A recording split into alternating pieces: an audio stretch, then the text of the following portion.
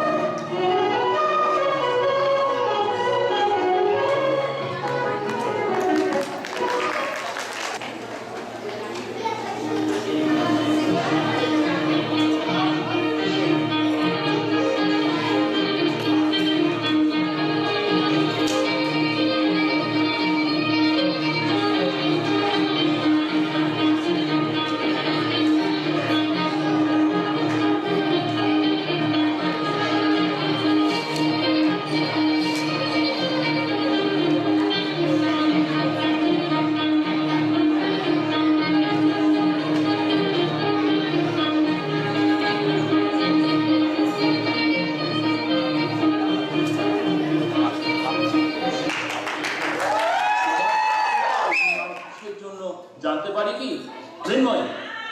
আমায় বিয়ে করলেন কেন? বোধহয় ইচ্ছা হলো তাই। এটা কি খুব অন্যায়? আমার বুঝে ইচ্ছা ইচ্ছে নেই। আচ্ছা, বিয়ে জিনিসটাই তোমার অপছন্দ না আমাকে অপছন্দ? আমায় জোর করবে কেন? আমি কি খুকি? খুকি হলে জোর করাটা নিশ্চয়ই অন্যায়। তুমি মোটেও খুকি নও, অন্তত আমার তো তাই হয়। অবশ্য এখন তুমি যেরকম ছেলে মানুষই করছো তাতে। আমি চলে যাব। কোথায়? কুশীগঞ্জ। বাবা আসতে পারেননি বলে মন খারাপ? বাবা আমার গায়ে হাত তোলেননি কখনো, কখনো না। তোমার কি ধারণা আমি তোমার গায়ে হাত তুলবো? হারান্দা যে বউকে মারে। হারান্দা? লোক টেনে নাক ছিঁড়ে দিয়েছে যে। হারান্দা দুষ্টু লোক। তুমি কি ওখানেই থাকবে না এখানে আসবে? আমাকে বন্ধ করে রেখেছেন কেন? আমায় বাড়ি যেতে দেবেন? মৃন্ময়ী, শোনো শোনো মৃন্ময়ী, তুমি এখন বিয়ে করেছো। আমি করিনি। আচ্ছা বেশ, তুমি করো, মানে তুমি করেছো কিন্তু নিজের ইচ্ছায় করো। মোট কথা তুমি এখন বিবাহিতা, সে অবস্থায়। আচ্ছা, তুমি কি কখনো বউ দেখোনি? তারা কি সব রাস্তায় রাস্তায় ঘুরে বেড়ায়, না গাছে চড়ে, না দোলনায় চড়ে? আমি চলি, আমার ভালো লাগে, আমার খুশি। সবাই বুঝি এক, তা নয় নই, কিন্তু যেটা স্বাভাবিক, মানে যে বয়সে যেটা হওয়া উচিত তাতে যদি তফাৎ হয় তাতে লোকে কি বলে জানো? পাগলি। হ্যাঁ, পাগলি। মৃন্ময়ী, মৃন্ময়ী, আমার ঘুম পাচ্ছে।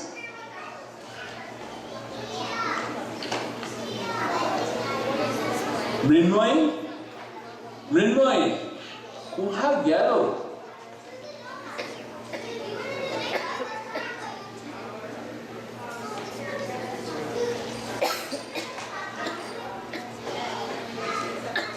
এত জিনিস থাকতে আমার বইগুলোর উপরে একটা কাজ করো তো, বইগুলো সব তুলে রাখো।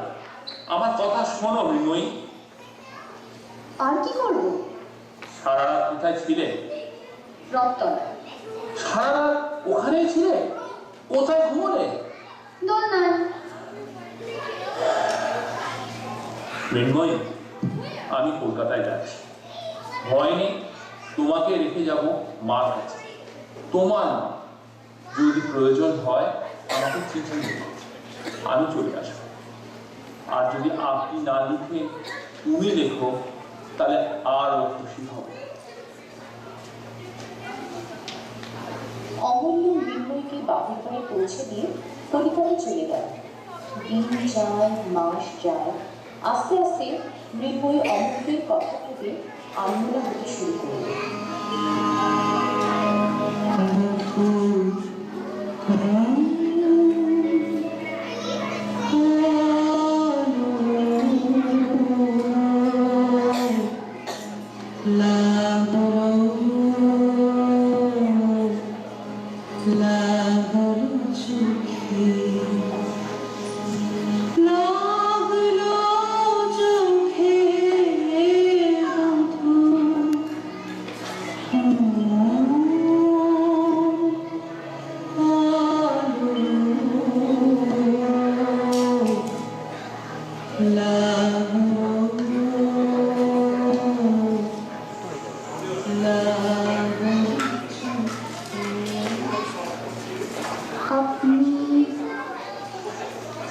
তুমি বাড়ি ফিরে এসো।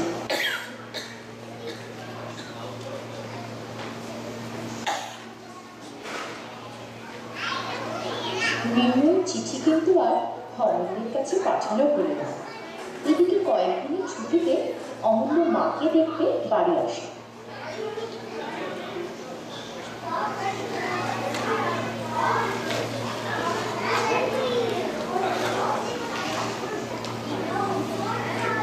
তুমি এখানে আমার ইচ্ছে কি করে এলে?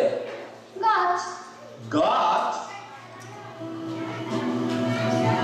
মৃন্ময়ী, পাগলি।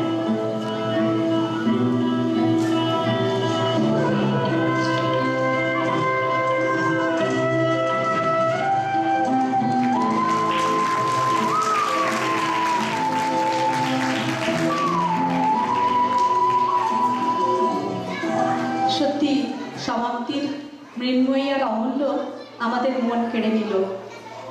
আচ্ছা বলুন তো আপনারা, চারুলতা শান্তির নীড় কি কারণে নষ্ট হয়ে গেল? তার স্বামী তো মানুষ ভালোই ছিলেন, মন উদার ছিল। হ্যাঁ, চারু নিঃসঙ্গ ছিল কিছুটা, তবে সেটা তো স্বামীর অনাদর থেকে নয়। তবু কোথাও যেন একটা ফাঁক থেকে গেল, যেটা বিরাট ভাবে পূর্ণ হলো যখন অমল এলো চারুর জীবনে। কিছু সংলাপ, কিছু লেখা, কিছু কবিতা, আর কিছুটা নিবিড় আলাপ। এই টুকরো টুকরো মুহূর্ত দিয়ে গেঁথে ফেললো এক নিবিড় বন্ধুত্ব, যার থেকে পরে জন্মালো প্রেম। বিদেশিনীকে কি শুধু দেশ দিয়েই চেনা যায়? চিনতে হয় তাকে অন্তর থেকে। অমল সেটা পেরেছিল, কিন্তু তার বেশি কিছু চারুর জন্যে করা তার পক্ষে সম্ভব ছিল না।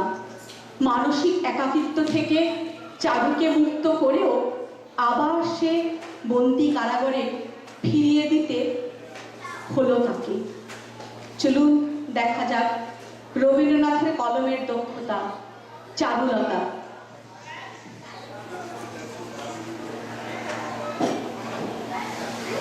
মন চলো নিজ নিকেতনে, সংসার দেশে বিদেশির দেশে ভ্রমণ কেন অকারণে।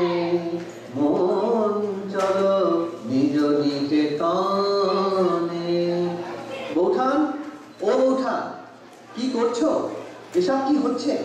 সেলাই হচ্ছে তোমার দাদার চটি। উফ, দাদার কি ভাগ্য! তোমারও হবে। কি চটি?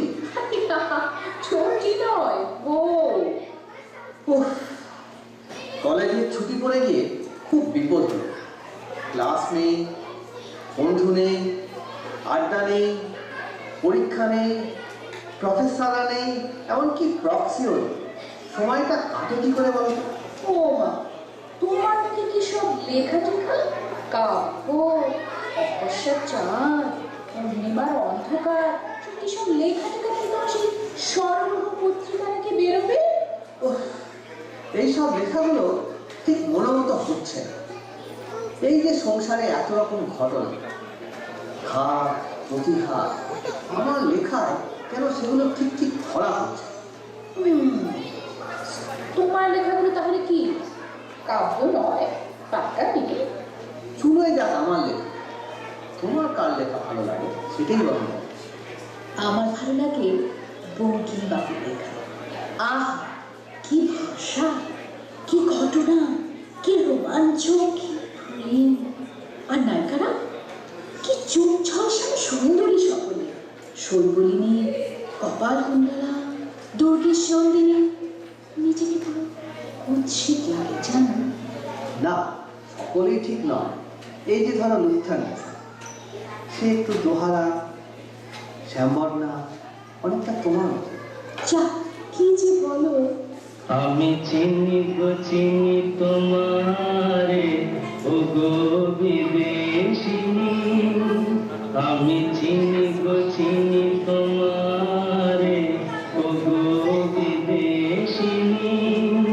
তুমি থাকো সিন্ধু পারে, তুমি থাকো সিন্ধু পারে, ও গো বিদেশিনী, ও গো বিদেশিনী।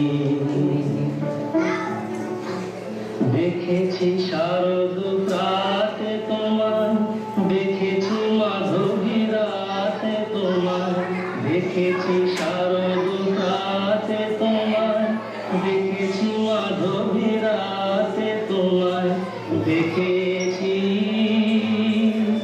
হৃদয় মাঝারে তোমায় দেখেছি,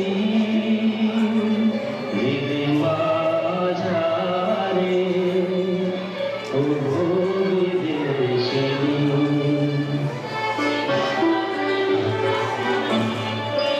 আমি আকাশে পাতিয়া গান, শুনেছি শুনেছি তোমারি গান। আমি আকাশে পাতিয়া গান, শুনেছি শুনেছি তোমারি গান। আমি তোমারে শোকেছি প্রাণ গো বিদেশিনী। আমি তোমারে শোকেছি প্রাণ গো বিদেশিনী। ভুবন ভূমিয়া শেষে আমি এসেছি নূতন দেশে। ভুবন ভূমিয়া শেষে আমি এসেছি নূতন দেশে। আমি অতিথি তোমারি দ্বারে, আমি অতিথি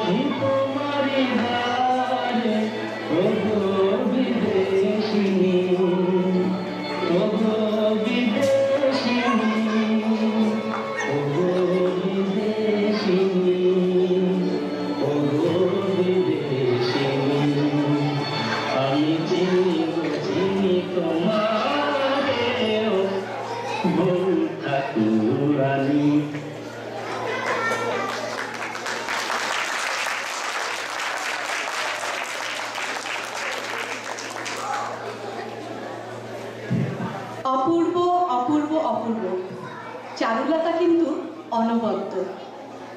মিনি, মৃন্ময়ী, চারুলতার পর আমরা এবার এগোই মণিকুন্তলার বাড়ির দিকে।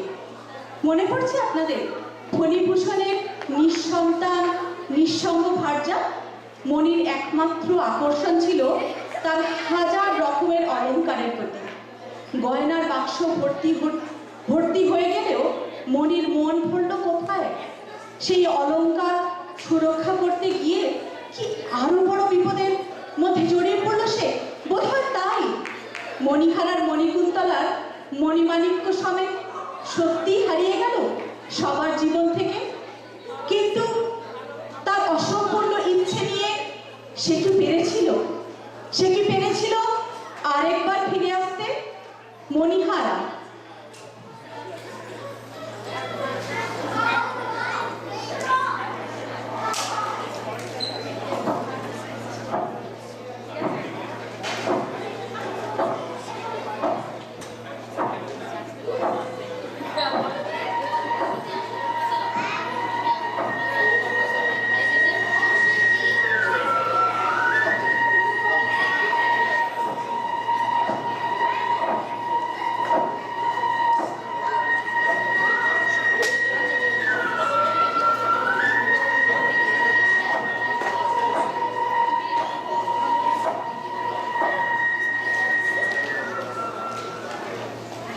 আমাকে ডেকেছো বৌঠা?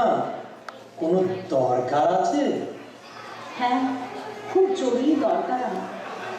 আমাকে একটু বাপের বাড়ি পৌঁছে দেবে তুমি? কেন, তোমার স্বামী কোথায়? তাকে বলো। তাকে বলা যাবে না, তাকে বললে আমার বিপদ হতে পারে। কি বিপদ? কাল রাতে ওনার পাটের গোডাউনে আগুন লেগে সমস্ত পুরো ছাই হয়ে গেছে। অনেক টাকার দরকার ওনার। টাকার ব্যবস্থা করতে আজ উনি কলকাতায় গেছে। যদি টাকার জোগাড় না হয় তাহলে বোধহয় আমার গয়নাগুলো আর বাঁচাতে পারবো না। তোমাকে যে করেই হোক যত তাড়াতাড়ি সম্ভব আমার বাপের বাড়ি পৌঁছে দিতেই হবে। সে কি, তুমি যাবে বাপের বাড়ি আর আমি তোমাকে বলছি তো? পারবে ভাই, আমাকে আজকে চলে যেতে হবে। ঠিক আছে ঠিক আছে, আমি কাটারিতে একটা খবর দিয়ে এক্ষুনি ফিরে আসছি। আমাদের আজ রাতে বেরিয়ে পড়তে হবে। তুমি তাড়াতাড়ি তৈরি হয়ে নাও।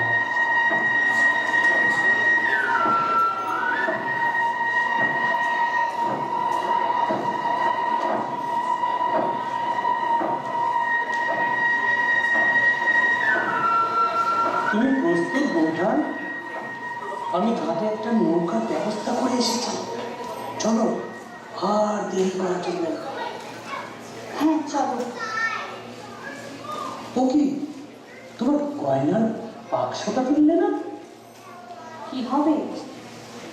এই দেখো, সমস্ত করে নিয়েছি।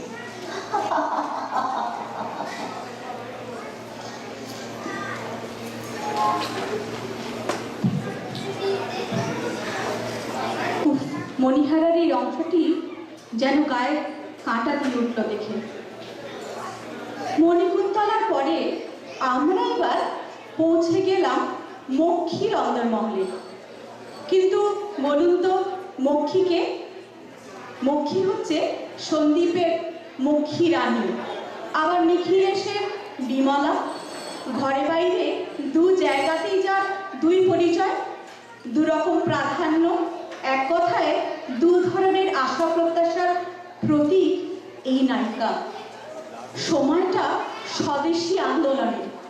নিখিলেশ ও সন্দীপ দুজনেই দুভাবে চেয়েছিল বিমলাকে, কিন্তু সন্দীপের চাওয়ার পেছনে যে অন্য একটা কারণ লুকিয়েছিল। বিমলা কি তার খবর জানতো? একজনের প্রতারণা, আরেকজনের চিরজীবনের জন্য ছেড়ে চলে যাওয়া। বিমলা যে বঞ্চিত হলো বারবার, কি ঘরে কি বাইরে। নারী মুক্তির সবচেয়ে বড় মাসুল কি তবে অগাধ বিশ্বাস? চলুন দেখে নিই ঘরে বাইরে বিমলা ওরফে মক্ষীর সঙ্গে পরিচয়।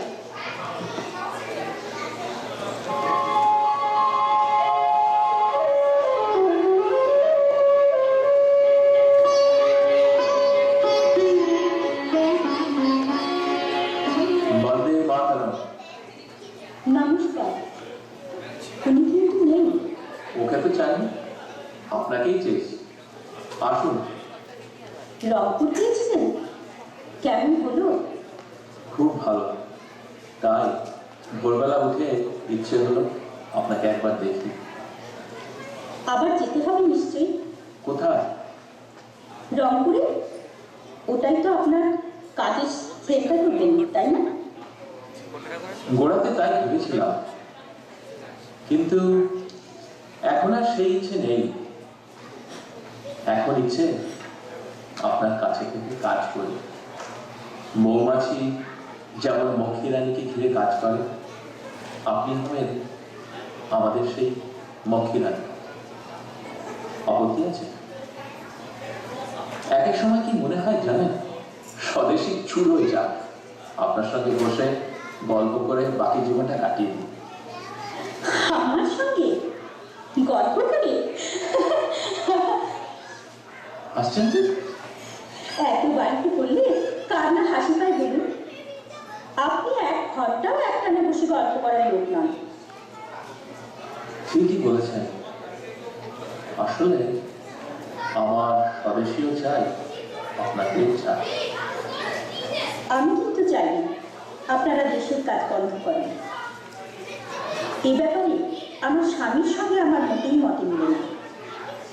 আমার স্বামী বলছিলেন আপনারা গরিবদের কথা ভাবেন না, তাই আপনাদের দিয়ে দেশের কোনো উপকার হবে না। কিন্তু আমি তা বিশ্বাস করি না।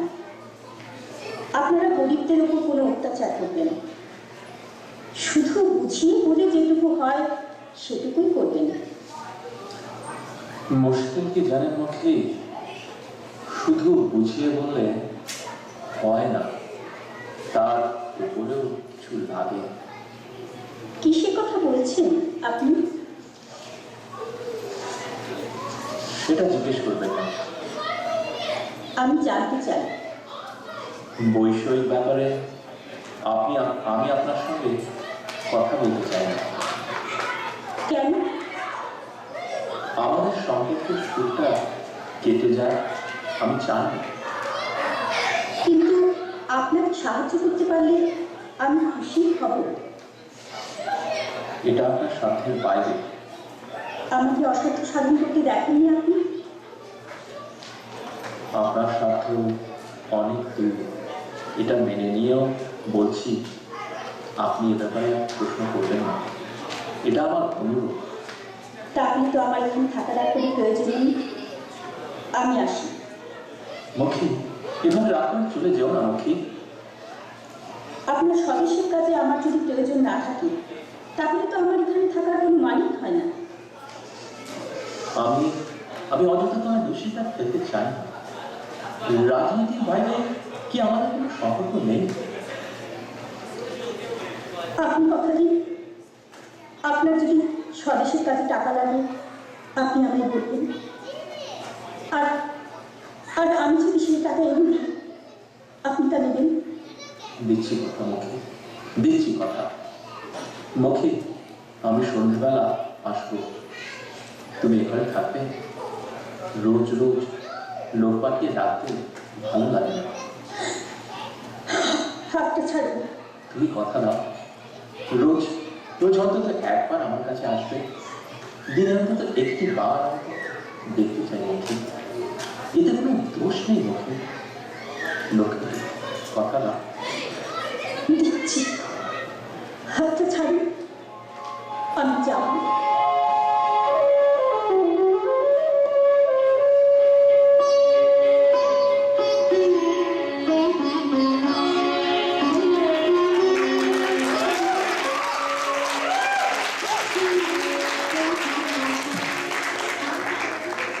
সত্যি অদ্ভুত এক আবেশ তৈরি করলো ঘরে বাইরের এই অংশটি। চলুন এবার আমাদের পরিচয় হোক বিনোদিনীর সঙ্গে। বিনোদিনী গুণী ও সুন্দরী, কিন্তু তা সত্ত্বেও মহেন্দ্রর মা তার সইয়ের মেয়ে বিনোদিনীর সঙ্গে তার ছেলের বিয়ে দেওয়া সক্ষম হলো না। মহেন্দ্রর পাত্রী পছন্দ হলো না যে, বিনোদিনীর বিবাহ হলো অন্যত্র, এবং বছর ঘোরার আগেই বিধবা হয়ে বিনোদিনী নিজ গৃহে প্রত্যাগমন করল। তখন কি বিনোদিনী জানতো যে এই মহেন্দ্রর সঙ্গে তার এক নতুন করে পরিচয় হবে? তেমনি মহেন্দ্র কি জানতো কোন অমোঘ আকর্ষণে আশালতাকে ছেড়ে সে এগিয়ে যাবে সেই বিনোদিনীর দিকে, যাকে একদিন সে প্রত্যাখ্যান করেছিল? অন্যদিকে বিনোদিনী আশ্রিতা হয়ে আশালতার গৃহে প্রবেশ করল, তার সাথে সই পাতালো। আশালতা আদর করে সইয়ের নাম দিল বালি, চোখের বালি। সরল মনে যে নাম রেখেছিল সে যে এভাবে সত্যি হয়ে যাবে তা কে জানতো?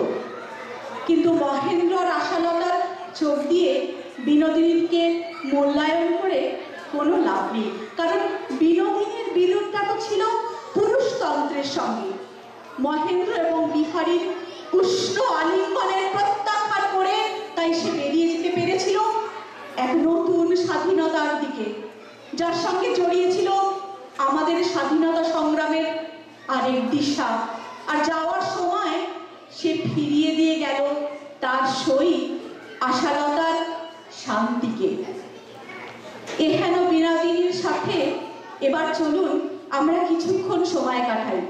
চোখের বালি।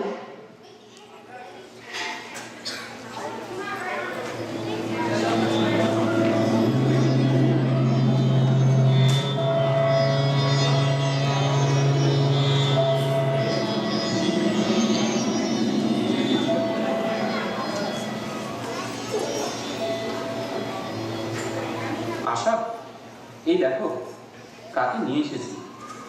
বলো তো তুমি কে? উনি কে? তিনি হলেন বিনোদিনী, আমার মায়ের বান্ধবীর মেয়ে। আমার মা এবং ওনার মা ছেলেবেলার শরীর। উনি কিছুদিন আমাদের বাড়িতেই থাকবেন। নমস্কার ভাই, তোমার নামটি তো ভারী সুন্দর, আশালতা। তোমার শাশুড়ি মা আমায় কয়েকদিন এখানে থাকতে বলেছে, তোমার আপত্তি নেই তো? এই মা, ও আবার কি কথা? আপনি মানে তুমি নিশ্চয়ই থাকবে, তোমার মানে আপনার অসুবিধা হবে না। ব্যাস, এবার তো পরিচয় পর্ব হয়েই গেল। আপনি আর এখানে থাকতে সংকোচ করবেন না। আশা, উনি কিন্তু উচ্চশিক্ষিতা, ইংরেজি জানেন। ওনার কাছ থেকে চাইলে তুমি অনেক কিছু শিখতে পারো। আমি তবে আসি, তোমরা গল্প করো। ও মা, ও তুমি ইংরেজি জানো নাকি? কি কাণ্ড! এই আমায় শিখিয়ে দেবে? নিশ্চয়ই দেবে। আমার স্বামী তো ডাক্তার, আমার ইংরেজি পড়তে পারে না, আমি কি ছাই পারি না? আচ্ছা, কতদিন সময় লাগবে ইংরেজি শিখতে? সেটা নির্ভর করছে কতটা তুমি শিখতে চাও তার। আমি না ইংরেজি শিখতে ভয় পাই। মাসি বলেছি ইংরেজি শিখলে বিধবা হয়। আরে, তোমার এই কথা কেউ বলেনি গো?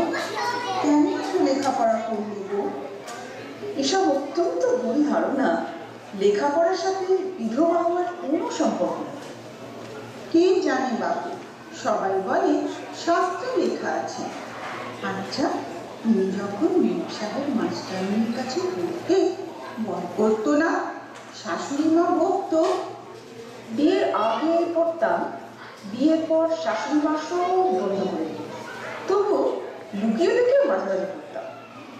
আমি তোমার সাথে সই পাতাম, কেমন?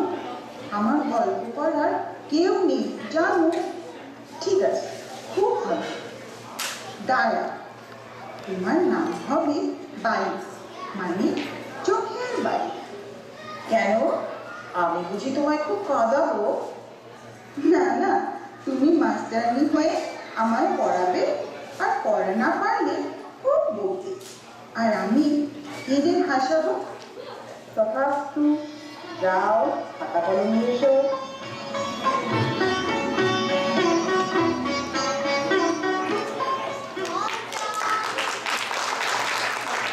দিন যায়, মাস যায়, বিনোদিনী ও আশালতার সখ্যতা বেড়ে যায়। মাঝে মাঝে আশালতা বিনোদিনীর দিকে চেয়ে ভাবে, আচ্ছা ওর বিয়ে দেওয়া যায় না আরেকবার? বলি, আপনার যে কি আঁকে তা বুঝি না বাবু। কি হলো আবার? বই পড়ে পড়ে আপনার আঁকের নড়বড়ে হয়ে গেছে। বিহারী ঠাকুরপুর সাথে বালির সম্বন্ধ করতে চাইলাম, আপনি অমনি না করে দিলেন। বলি, কেন শুনি? বিহারিটা খবর বলে, ও আবার কি সংসার করবে?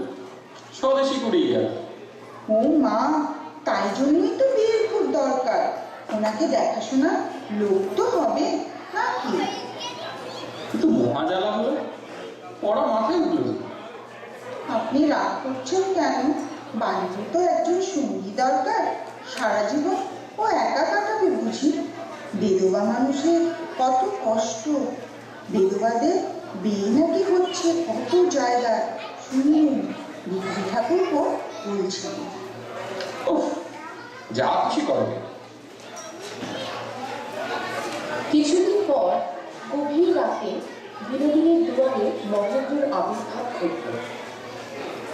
এ কি মহেন্দ্রবাবু, আপনি আমার ঘরে এত রাত্রে? কি ব্যাপার? আপনার বালি আপনার জন্য এই গয়নার বাক্সটা পাঠিয়েছে। আমি দুধ মাত্র, আমার উপর রাগ করবেন না। ভয় লাগে? আমার তো একজন বিধবার কি প্রয়োজন? বাড়ি থেকে করে না? তাহলে ধরে নিন না, এতে গয়নার বদলে অন্য কিছু আছে। কি আছে? আমার প্রাণ ভূমিকা, যা আমি তোমার কাছে গচ্ছিত রাখতে চাই বিনা। মহেন্দ্রবাবু, আপনি কি বলছেন? আপনার মাথা ঠিক আছে তো? আপনি একজন বিবাহিত পুরুষ, আমার সই আপনার স্ত্রী। আপনার পক্ষে এই ধরনের কথা বলা সাজে না। আমার হয়তো অনেক কিছুই সাজে না, কিন্তু এই গয়নাগুলো পরে তুমি একটু সাজবে বিনোদ। তোমায় কেমন দেখায় বড় দেখতে ইচ্ছা করছে। ছি, ছি, ছি, ছি। কি সব বলছেন আপনি মহেন্দ্রবাবু? আমি তো কিছুই বুঝতে পারছি না। তুমি তো আশালতা নও বিনোদ, তুমি শিক্ষিতা ও বুদ্ধিমতী। তুমি কেন বুঝছো না আমি কি বলতে চাইছি? বুঝতে আমি ঠিকই পেরেছি, শুধু ভাবছিলাম আপনার বুঝতে এতদিন সময় লাগলো কেন? আপনি তো অত্যন্ত শিক্ষিত একজন মানুষ। মানেটা খুব সহজ। যখন আপনার মা আমার সাথে আপনার বিবাহের প্রস্তাব এনেছিলেন, তখন আপনি তার নাকচ করে দিয়েছিলেন। পরে বিয়ে করেছিলেন ওই গ্রাম্য অশিক্ষিতা আশালতা। এখন দেখছি আপনার বুদ্ধি খুলেছে, তাই বোধহয় বড়ই আফসোস হচ্ছে, তাই না? হ্যাঁ তাই বিনোদ, ঠিক তাই। আমি ভুল করেছিলাম। শিক্ষায় ও রুচিতে তুমি একমাত্র আমার সমকক্ষ, আশা নয়। আমার ক্ষমা করো বিনোদ। ক্ষমা? হ্যাঁ, নিশ্চয়ই করব, তবে একটা শর্তে। কি শর্ত? আমি লুকোচুরি পছন্দ করি না। সবার সামনে দিয়ে আপনি আমার হাত ধরে এই বাড়ি থেকে বেরিয়ে আসতে পারবেন? সে কি সবার সামনে? তা কি করে হয়? তাহলে এই ভালোবাসার নাটকের কোনো প্রয়োজন নেই। সামাজিক স্বীকৃতি চাই। বেশ বিনোদ, তুমি যা চাইছো তাই হবে। আমি তোমার সাথে আজই বিরোধিতা করব। এসো।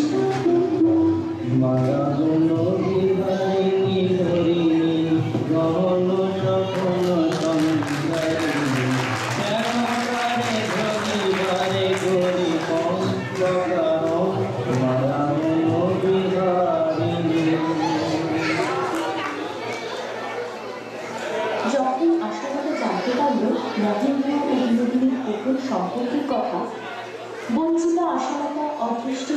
বেদনা সহ্য করতে না পেরে কাশি যাওয়ার প্রস্তুতি শুরু করল। ঠিক সেই সময় সহসা একদিন জানা গেল বিনোদিনী গৃহ ত্যাগ করে চলে গেছে। যাওয়ার আগে সে একখানি পত্র রেখে গেল আশালতার নামে। আমার স্ত্রীদের বাড়ি তোকে অনেক দিন পর চিঠি লিখছি। দর্জিপাড়া স্ট্রিটের বাড়িতে আমরা একই সাথে সময় কাটাতাম হাসি গল্প করে। তুই বলতিস দেশ কাকে বলে? দর্জিপাড়ার বাড়ি আমার আর তোর দেশ ছিল। তবে পরে জানলাম আমাদের এক বিশাল দেশ আছে দর্জিপাড়ার বাড়ি, তার নাম ভারতবর্ষ। তোর ভাবি সন্তানকে সেই ভারতবর্ষের অধিবাসী করিস, এই বিশ্ব পৃথিবীর অধিবাসী করিস। আশীর্বাদ করব। আমাদের অনেক অনেক থাকা সত্ত্বেও একটা বিষয় খুব মুখ ছিল, দুজনেরই সংসার করতে বড় স্বাদ ছিল। তাই একই মানুষকে নিয়ে সংসার করতে চেয়েছিলাম। তাতে আমাদের দুজনেরই স্বাদ অপূর্ণ হয়ে গেল। এই নিয়ে অভিমান, রাগ ইত্যাদি তাই রাখিস না বাবা। আমার পরিচয় ছিল বিধবা, নির্সায় ও যুবতী। সমাজ এর বাইরে আমার মানুষ পরিচয় কখনো স্বীকার করে না। আমি সেই পরিচয় খুঁজতে চললাম। ভালো থাকিস তোরা। ইতি তোর চোখের বাড়ি।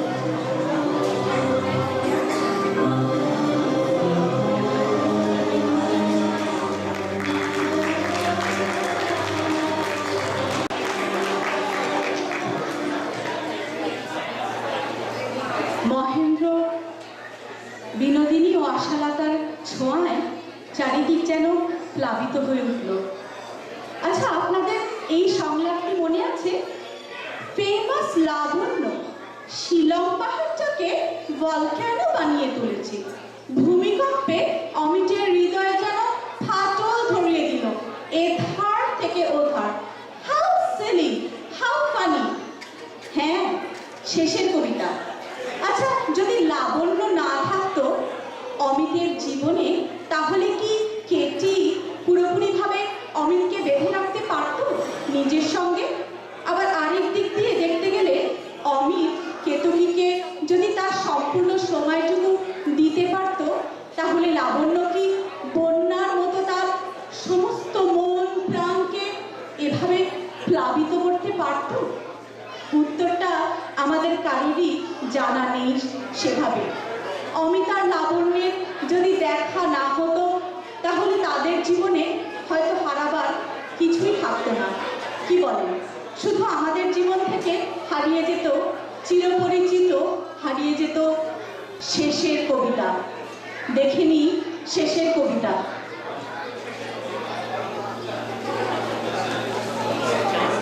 একদিন একজন থেকে আংটি পরিয়েছিলে আমাকে দিয়ে, আর সে আংটি খোলালে কেন? তোমাকে সব কথা কেমন করে বোঝাবো বন্ধুরা? সেদিন যাকে আংটি পরিয়েছিলাম আর আজই আর সেটা খুলে দিল, তারা কি একই মানুষ?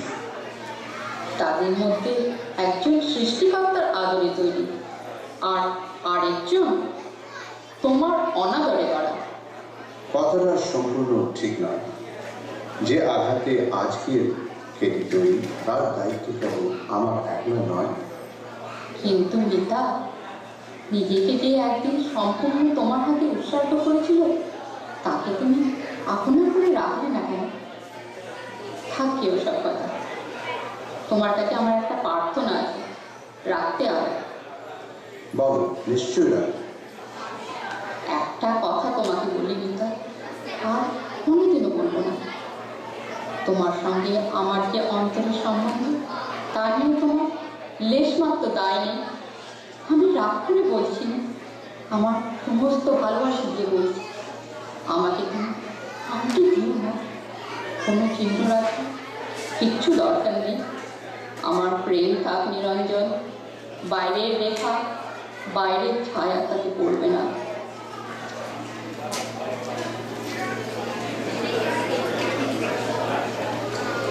সেদিন সন্ধ্যেবেলায় রাস্তার শেষে এসে একটি কবিতা দিয়ে যাত্রা শেষ করল অমিত। তব অন্তর্ধান পটে হেরি তব রূপ চিরন্তন, অন্তরে অলক্ষ লোকে তোমার অন্তিম আগমন, লভিয়াছি চিরস্পর্শমণি, আমার শূন্যতা তুমি পূর্ণ করে দিয়েছ আপনি। জীবন আদার হলো সেই ক্ষণে পাইল সন্ধান, সন্ধ্যার দেউল দ্বীপ চিত্তের মন্দিরে তবদান, বিচ্ছেদে হোম বন্যী হতে পূজা মূর্তি ধরি প্রেম, দেখা দিল দুঃখের আলোতে।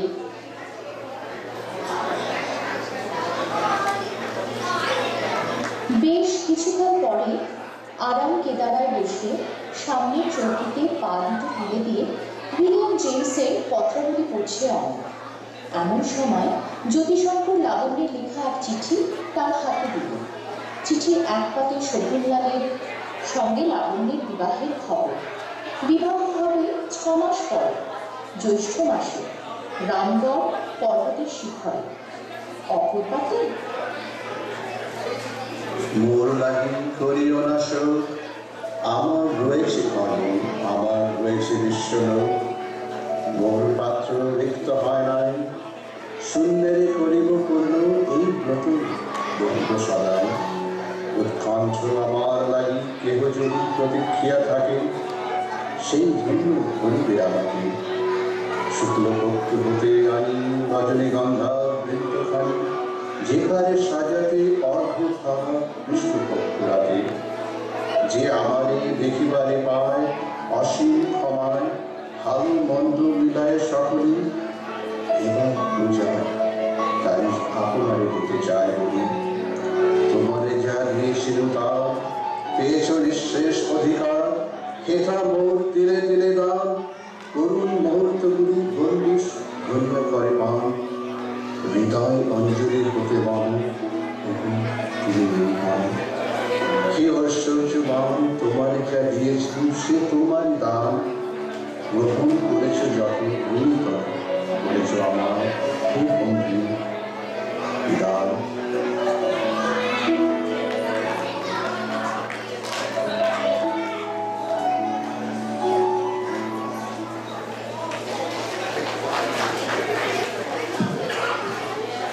নৌকাডুবি।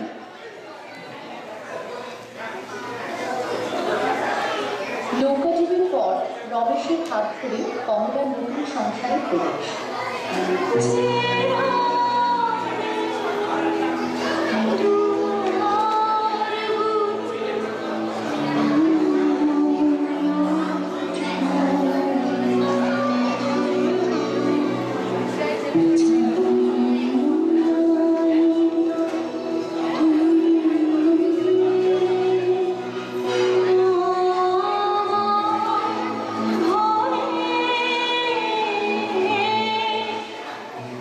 এসো সুশীলা, তোমার নতুন সংসার বিশেষ কিছুই নেই, তুমি তোমার মতো বুঝিয়ে নিও। ও কি, আপনি আমায় সুশীলা বলছেন কেন? আমার নাম তো কমলা। নাম বদলালে কি কপাল বদলানো যায়, পড়া হওয়া যায়? নাম বদলাতে যাবো কেন ক্ষমতা? তোমার মা বাবা যা নাম রেখেছিলেন সেই নামই তো ডাকছি, পয়া অপয়া বুঝি না। আমি না জন্ম অভাগী। আমার জন্মের 7 দিন পর আমার বাবা মারা যান। লক্ষ্মী পুজোর দিন জন্মেছিলাম বলে মামা আদর করে নাম রাখেন কমলা। কিন্তু তাতে কি আর ভাগ্য বদলায় বলুন? আপনাকে মামা স্যার বলেনি? কই না তো। ও বোধহয় ভেবেছেন সব জানলে হয়তো আমায় আপনি বিয়ে করতে রাজি হবেন না। মামা বললেন আপনি ডাক্তার মানুষ, আমায় না দেখি বিনা পণে বিয়ে করতে রাজি হয়েছেন। উদার মানুষ আপনি। আমি ডাক্তার নই, উকিল। ও মোক্তার, মোক্তার শুনতে তাহলে ডাক্তার শুনেছি। জানেন, ভেবেছিলাম হয়তো 2 পরে বিয়ে হয়েছে, অন্য কোথাও সংসার আছে আরেকটা, বা হয়তো সতীন নিয়ে ঘর করতে হবে। কিন্তু এসে দেখি আমার আনন্দ যে লাগছে। সে তো খুব ভালো কথা, ভালো লাগলেই তো ভালো। আচ্ছা, তোমার মামার নাম যেন কি? ও বাবা, আপনি আবার এই নিয়ে মামার সাথে মামলা লড়বেন নাকি? না না, একদম না, শুধুমাত্র কৌতূহল। আর তোমাদের গ্রামের নামটাই বা কি? মোটা মোটা বই পড়েন ভালো, কিছুই মনে রাখতে পারেন না দেখছি। মামার নাম তারিণীচরণ ভট্টাচার্য। নিজেই বিয়ে করতে গেলেন, ওদিকে আবার গ্রামের নামটাও ভুলেছেন। গ্রামের নাম সাগরদাড়ি। সাগরদাড়ি, মাইকেল মধুসূদন দত্তের গ্রাম। হ্যাঁ, ওই দত্তবাড়ির ছেলে খুব নামি লেখক কিনা। আমিও না একটু একটু লেখাপড়া জানি। গাড়ির স্কুলে মামা ভর্তি করে দিয়েছিলেন, তবে না খেয়েও লিখতে পারি না। একটু শিখিয়ে দেবেন? বেশ তো, শিখিয়ে দেবো। ভাবছি তোমায় এখানে একটা স্কুলে পাঠাবো, আপত্তি নেই তো? সে না হয় হবে তো। একটা কাজ একদম ভুলে গিয়েছি। মামা বলেছিলেন স্বামী হলেন গুরুজন, এর নাম করবি, ভক্তি করবি। কি প্রণাম করছিলেন হঠাৎ? পেন নাম করলে এত আপত্তি? পেন নাম হলে সোহাগনী, তাহলে দাসীবাদী করেই রাখলে পারতেন।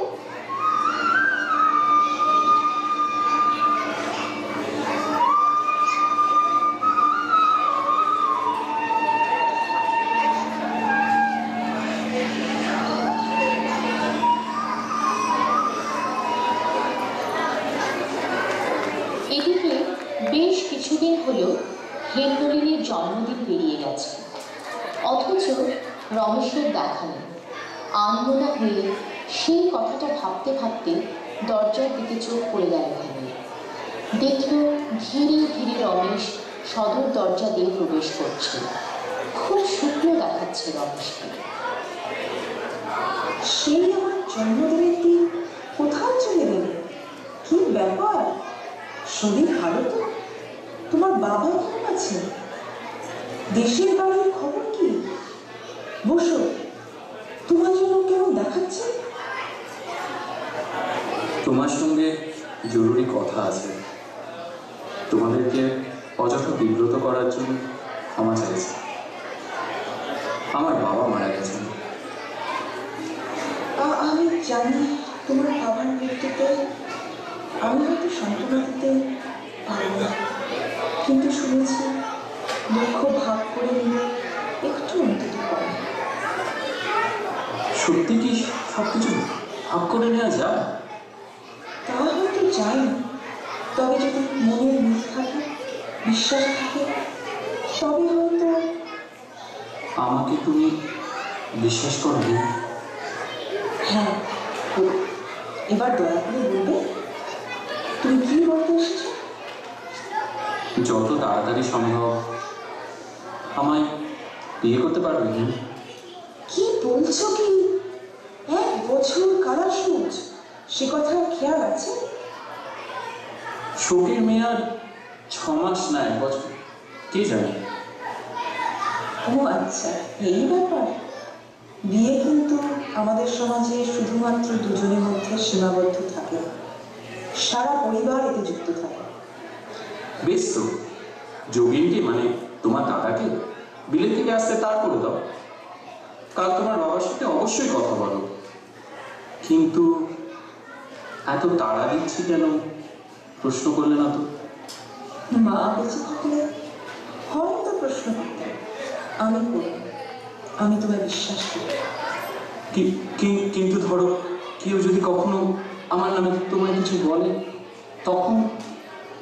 কেউ কিছু বলতে যাওয়ার আগে তুমি তো আমার সব বলতে পারো, তাই না? সঠিক সময় এলে সব বলবো, কোনো কিছু গোপন রাখবো না। কিন্তু এখন সব বলতে পারছি না, আমাকে ক্ষমা করো। আমার উপর বিশ্বাস রাখো যেন।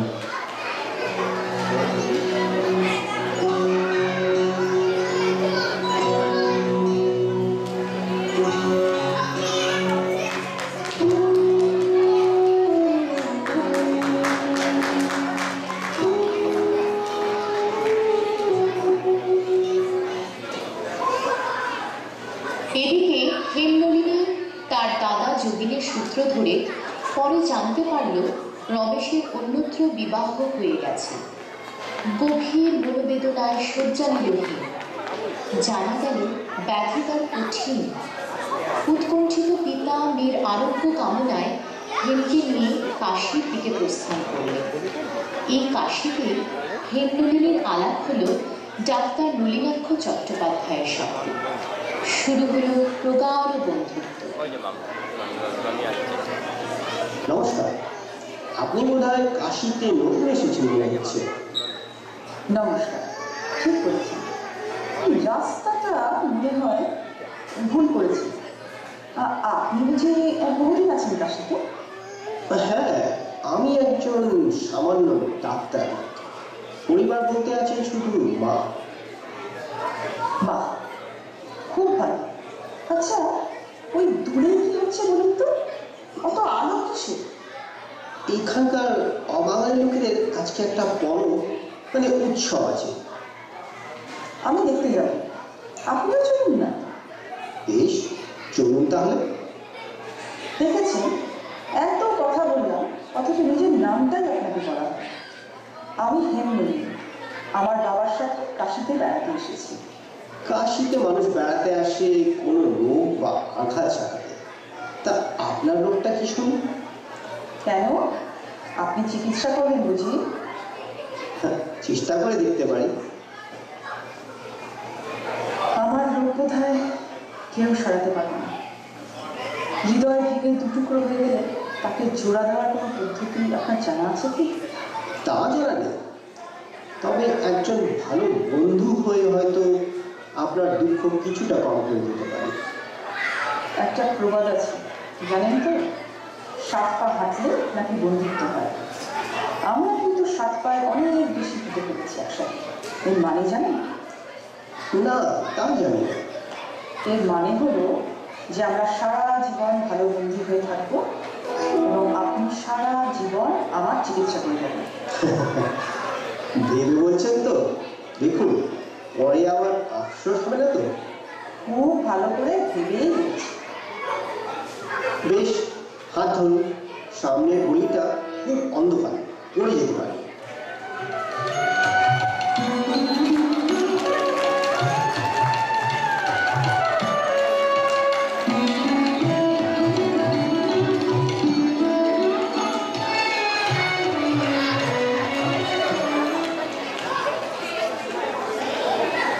নিজের সংসারে যখন চরম উদাসীন্য রমেশকে গ্রাস করল, কমলা বুঝতে পারল যে তার স্বাদের সংসার নিছকই এক খেলাঘর মাত্র। অকস্মাৎ কমলার হাতে এসে পৌঁছল একটি বিজ্ঞপ্তি, যার মাধ্যমে সে জানতে পারল তার প্রকৃত স্বামী হলেন কাশীতে বসবাসকারী ডাক্তার নলিনাক্ষ চট্টোপাধ্যায়। নগ্ন সংসার ছেড়ে গুটি গুটি পায়ে কমলা বেরিয়ে পড়ল তার সঠিক জায়গা খুঁজে নিতে। কমলা কি পারবে তার নিজের প্রকৃত সংসারে প্রতিষ্ঠিত হতে? এই যে শুনছো, তুমি কদিন ধরে এখানে দাসীর কাজ করছো, তাই না? আগে হ্যাঁ। তুমি কি লেখাপড়া জানো নাকি? আমার বইয়ের র্যাকে হাতটাও কেন? এই তো গতকাল আমার একটা ফটো ভেঙে দিলে। কি ব্যাপার একটু বলো তো? না না, হাত লেগে পড়ে গেছে। আমি ইচ্ছে করে ভাঙিনি, ক্ষমা করুন। দেখো, অত ভয় পাওয়ার কিছু নেই। তবে বইপত্র ঘাটাঘাটি করলে জরুরি জিনিস হারিয়ে যেতে পারে, তাই বলছিলাম। তা তোমার নাম কি? মানে কমলা। কমলা? ও কি পালাচ্ছ কেন? হাতের মুঠোটা কি? দেখাও দেখাও বলছি। কি, এটা তো আমারই দেওয়া বিজ্ঞপ্তি।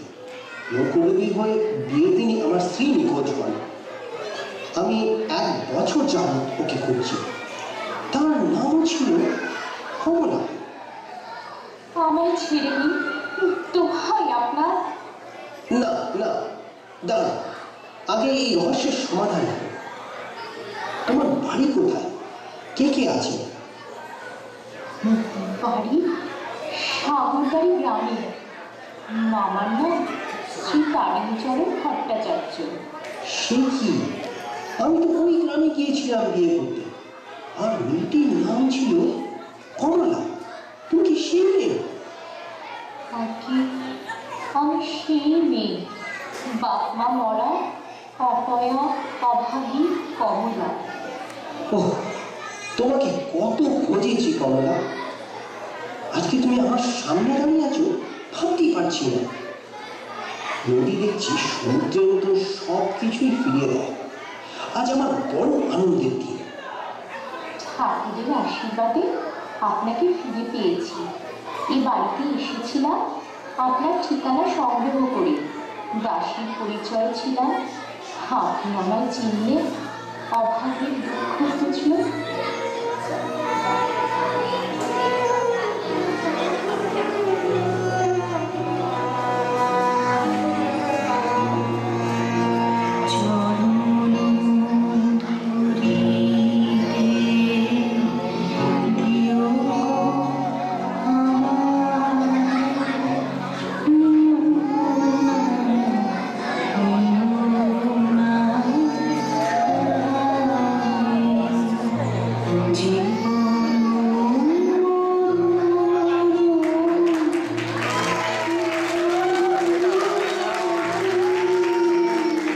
কান্না হাসি টানাপোড়েন নানা ঘটনা ও দুর্ঘটনার মধ্যে দিয়ে এনারা তাদের জীবনের অনেকটা অংশ জুড়ে নানাভাবে অগ্নি পরীক্ষা দিয়ে গেছেন, যা আমাদের আধুনিক যুগের নারীদের বাস্তব জীবনের ক্ষেত্রে আজও প্রযোজ্য। আগুন আমাদের সমস্ত দীনতাকে দগ্ধ করুক, পরশমণির মতো আগুনের স্পর্শ আমাদের পবিত্র করে মহৎ জীবনের যোগ্য করে তুলুক।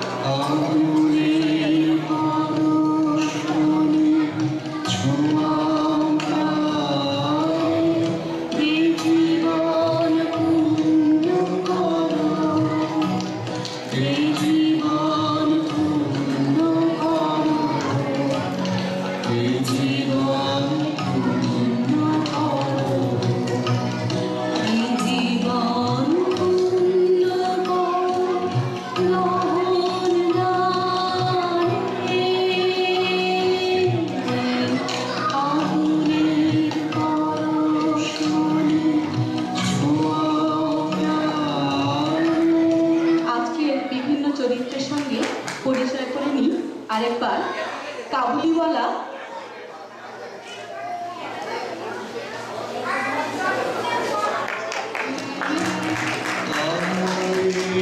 সমাপ্তি,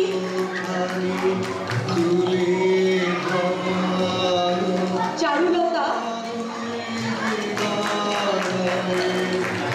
মণিহারা,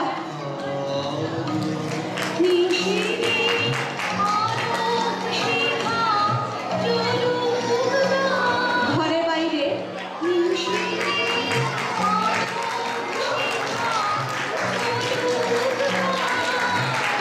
চোখের বাড়ি,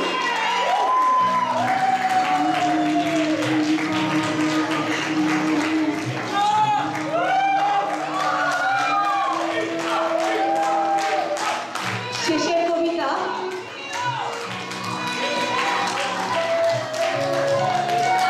অবশেষে নৌকাডুবি।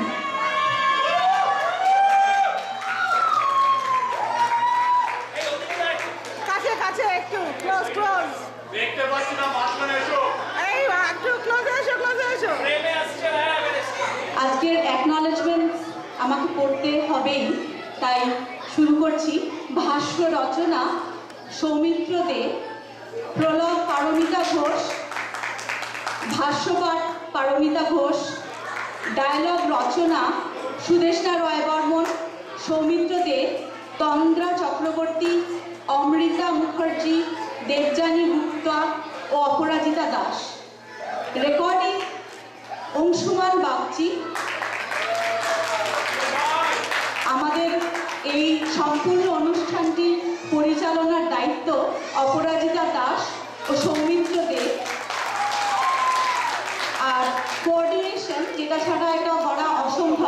সম্ভব হতো না তন্দ্রা চক্রবর্তী ও অপরাজিতা দাস।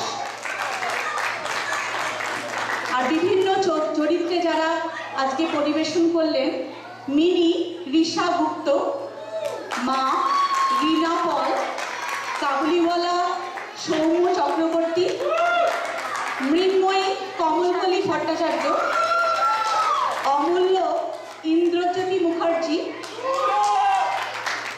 চারুলতা অমৃতা মুখার্জি, অমল অনিকেত ভট্টাচার্য, মণিকুন্তলা কাকলি চন্দ, মণিকুন্তলার পাড়াপুত দাদা সত্য দাস, বিমলা অপরাজিতা দেব, সন্দীপ চিরজ্যোতি দেব, বিনোদিনী সুদেষ্ণা রয় বর্মন, মহেন্দ্র ইন্দ্রজ্যোতি মুখার্জি, আশালতা তন্দ্রা চক্রবর্তী, অমিত বিকাশপতি,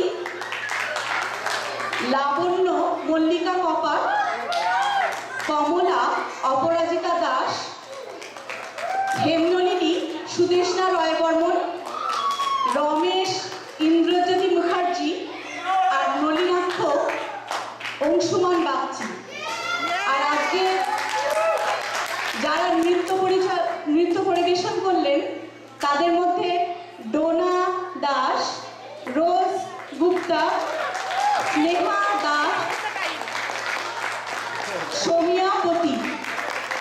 আজকে এখানে শেষ হচ্ছে এই সন্ধ্যের অনুষ্ঠান।